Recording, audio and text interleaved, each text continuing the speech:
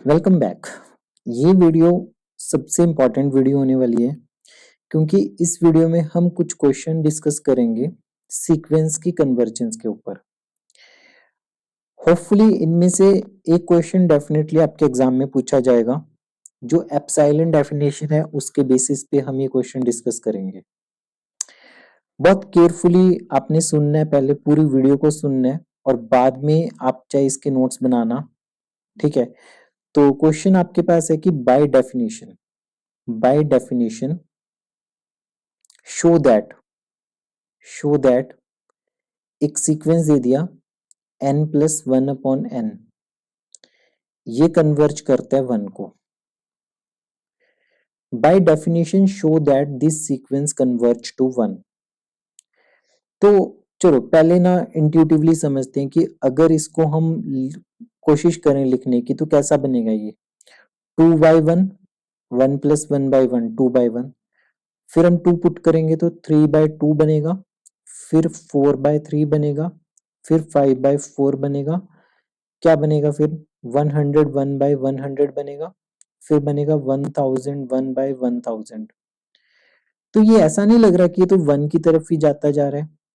शुरू हुआ था ये यहाँ से 2 से, यहाँ पे देखो 1.01 है, यहाँ पे 1.001 है, तो ये तो 1 की तरफ जा रहा है।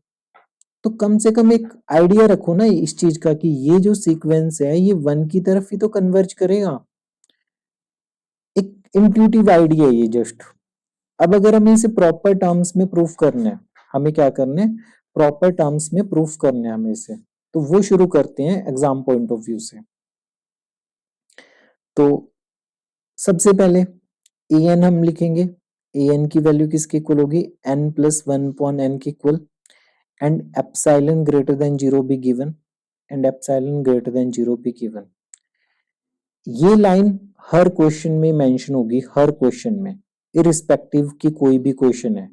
बाय डेफिनेशन के हर क्वेश्चन में ये स्टेप होगा आपके पास।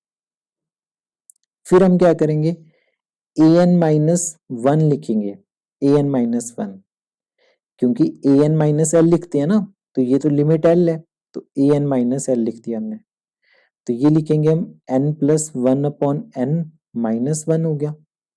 तो इसे जब सॉल्व करेंगे तो n+1 - n/n आ गया, और अब आ गया अपने पास 1/n लेस देन एप्सिलॉन। ठीक है, तो इसका मतलब 1/n लेस देन एप्सिलॉन, इसका मतलब n ग्रेटर देन 1/एप्सिलॉन। तो यहां पे अपने पास आएगा टेकिंग m इक्वल टू 1/एप्सिलॉन +1 belong to natural number we have. हमारे पास क्या बनेगा कि an minus l less than epsilon for all n greater than equal to m, n greater than equal to m। That's it, यहीं पे ये question खत्म हो गया। अब समझना हम क्या क्या करेंगे। फर्स्ट स्टेप हर बार ये कॉमन होगा। सेकंड स्टेप आपने शुरू करना है an-l से, इसे रीअरेंज करना है आपने, तब तक रीअरेंज करना है जब तक कि आपके पास n greater then something upon epsilon ना आ जाए। रीअरेंज करना है तब तक जब तक n ग्रेटर देन समथिंग ना आ जाए। हमने ये स्टेप लिखा, इस मॉडुलस के अंदर एलसीएम वगैरह लेके सॉल्व किया, n से n कट गया, 1/n आ गया। मॉड हमने हटा दिया क्योंकि 1/n, n एक नेचुरल नंबर है, पॉजिटिव है, तो मॉड हमारा हट जाएगा, 1/n लेस देन एप्सिलॉन।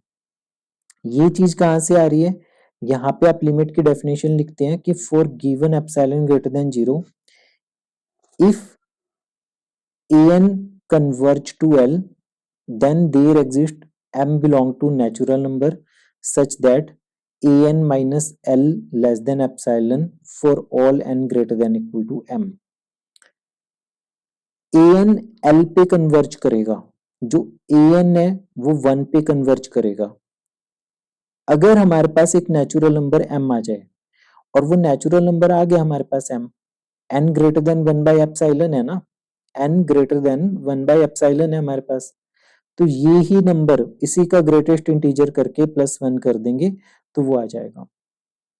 अब ये भी समझ लेते हैं कि ऐसा क्यों करते हैं हम। जैसे मान लो आपने लिखा n ग्रेटर देन 1 अपॉन मान लो ये हमने लिखा 0.01 है, n ग्रेटर देन 100 बन जाएगा। तो इसका मतलब n प्रॉपर इंटीजर होना चाहिए, तो 101 से शुरू करेंगे हम। तो जो भी नंबर आएगा उसका ग्रेटेस्ट इंटीजर उसमें 1 ऐड कर देंगे। कंफ्यूज नहीं होना आपने सिर्फ इतना फोकस करना है कि सेकंड स्टेप में अपने पास an minus L less than epsilon से शुरू करना है और इसे रीअरेंज करके n ग्रेटर देन तक पहुंचाना है। ठीक है, अभी हम एक दो क्वेश्चन और डिस्कस करेंगे। थर्ड स्टेप में हर बार हमने ये लेना है कि m इक्वल टू इसका greatest integer +1 belong to natural number. We have this, वो डेफिनेशन सेटिस्फाई कर रही है ना। देयरफॉर जो सीक्वेंस है, सीक्वेंस an किसको कन्वर्ज कर रहे हैं, सीक्वेंस an कन्वर्ज कर रहे हैं 1 को कन्वर्ज कर रहे हैं। तो 3 कंप्लीट स्टेप्स में आपका ये क्वेश्चन कंप्लीट हो जाएगा और एक भी नंबर आपका नहीं कटेगा। हम 2 क्वेश्चन और डिस्कस करेंगे सेम लाइंस के ऊपर।